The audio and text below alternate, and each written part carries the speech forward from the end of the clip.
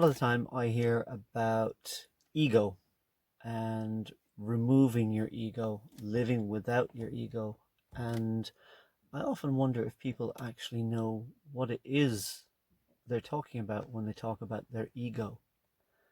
We hear about egomaniacs being ego driven, being egotistical.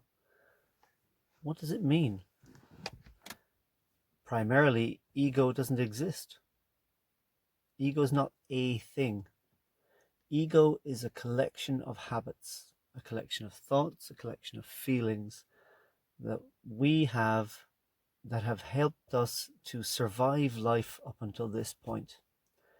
It's every survival mechanism you've ever learned to protect yourself. Ego is selfish because ego's job is to protect you. Ego's job has always been to protect us. It started way back when we were primitive beings. Our ego's job then was to make sure that we survived in the environment we were in. So it made us selfish. It made us put ourselves first in order that we would be able to propagate our DNA, continue our existence. And that is the biological imperative of every animal, every human, everything is continuance. Unfortunately, ego never evolved. It's still thinking in terms of keeping me safe. And that's the lie that it tells us, is that it will keep us safe by making sure that we think of ourselves first. However, we have moved on. We moved to a space where ego is now looked on as a negative. Ego is neither negative nor positive. But the traits that ego brings to the fore certainly are negative when you're trying to get people to understand that we're all one, that we are all part of one human tribe. There's no difference between us. Ego doesn't serve us then. So when we talk about getting rid of ego, what we're really talking about is getting rid of the elements, the parts of ourselves that we no longer need, that do not serve us in becoming happier, in becoming more self-aware, because ego doesn't like us to be self-aware. It likes us to have a nice rut that we're in that keeps us safe. Nothing changes. Everything remains the same. But when you know you need to change, everything can't remain the same. So you become self-aware. And in becoming self-aware, you start asking questions about yourself. Is my life fit for purpose? If I were gone tomorrow, is what would be written on my tombstone a good or a bad thing? Is it a worthwhile life I'm living? All these questions.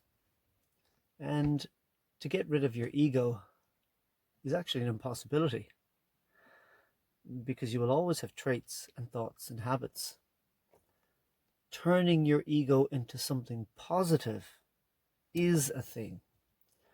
Turning my ego into selflessness instead of selfishness, there's a start. To consider others in the same way that I consider myself. Not before me, just exactly the same as me. So that when I make a decision for common good rather than my own good. I make a decision that will benefit all members of the group, not first and foremost myself.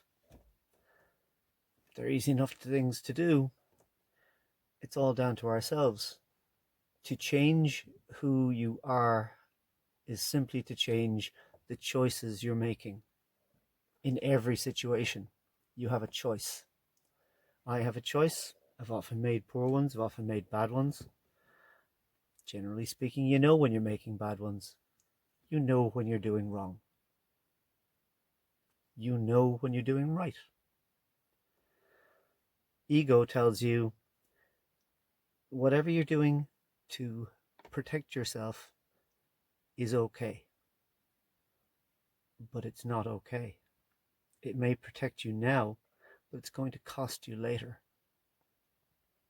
So now's the time to get rid of the habits that are not healthy, the habits that are not driving you towards self-awareness, that are not driving you towards self-examination. Anything that confines you to the way you are now needs to be examined and probably replaced. This is how we subsume the ego. This is how we remove ego. You don't remove it. You just take away its power to be selfish, and you replace it with the power to have compassion, to have empathy.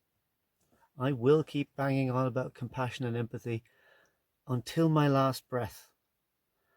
Because without compassion, without empathy, without fellow feeling and realizing that all of us are part of the same tribe, then we're at nothing. We labor under division in so many ways. We labor under division in gender. We labor under division in politics. We labor under division in sexual orientation. We labor under division in material wealth. We labor under division. When are we going to labor under unity? When are we going to realize that we are one? I don't care what color you are, what ethnicity you are, what sex you are, what sex you prefer, what material wealth you have or haven't. All I want to know is, are you prepared to work towards the common goal of becoming aware of yourself as part of a whole, as part of one unified people, one unified experience, one unified consciousness? If you're heading down that direction, chances are we're going to meet, and that would be great. If you're not headed down that direction, maybe you need to. Maybe you don't want to. But it would certainly be a healthier, happier life in the long run, because the life we live of accumulation, of meism, of always striving to put myself first, that life as a society, as a people, as a race, is rushing very quickly towards its own particular brand of extinction, apocalypse. The sooner we realize that we all are in this together. How many times have you heard that lately? The sooner we realize that, the sooner we realize I need to help my brother and my sister, because they are my brother and my sister. I need to look for what's good for them rather than what's good for me. It's not what can I get out of life anymore. It's what can I put into it.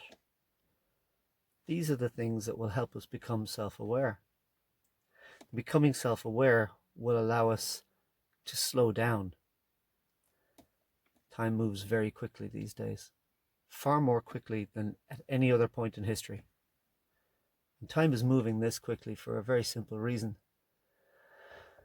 We are filling it. We fill it with everything, but we don't fill it with quiet. We don't fill it with reflection.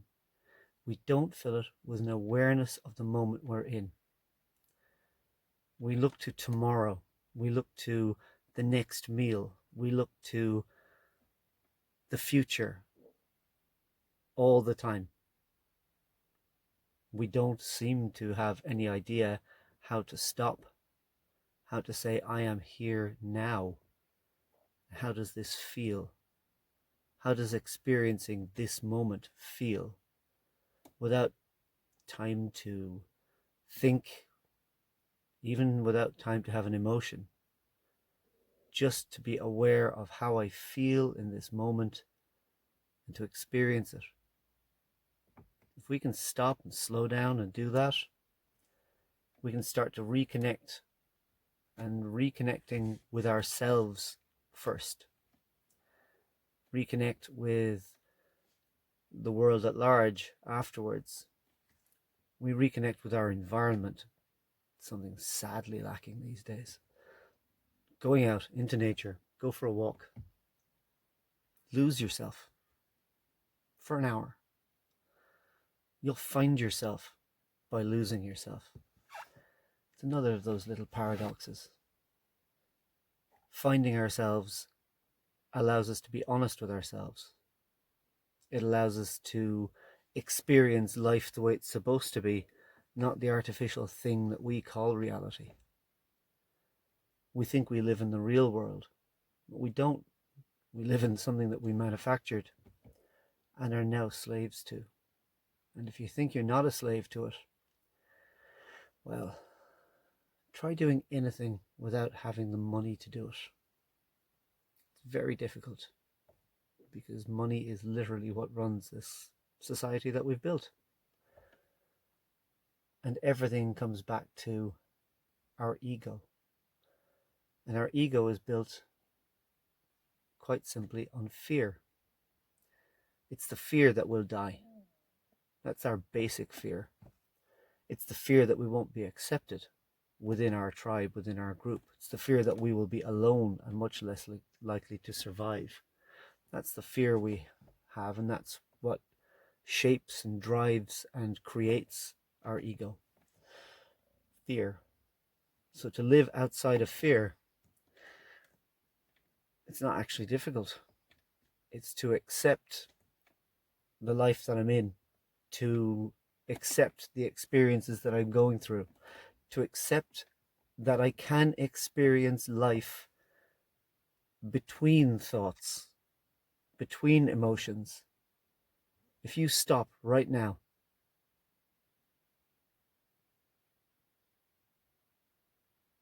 for that length of time, you're not thinking. You've taken a break from your thoughts. You've taken a break from your feelings, your emotions, your worries, your drives. You just parked your ego. You simply were. Now the job is to expand that so that even when you're living, your ego is put to sleep. So that you can look at life and go, the best situation I can find myself in here is one that helps all of us. What's the best thing I can do in this situation? Or how do I best approach this person to create a better us? Because in that, I create a better me, a more awake me, a more compassionate me, a more empathetic me. Another way of looking at it is we will only ever raise our vibration if we raise it together. That's it for now. Enough to chew on.